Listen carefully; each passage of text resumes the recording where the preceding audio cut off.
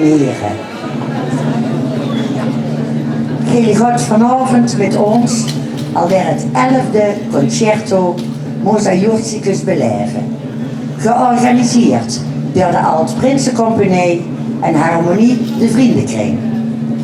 De harmonie zit klaar, maar we missen nog iemand.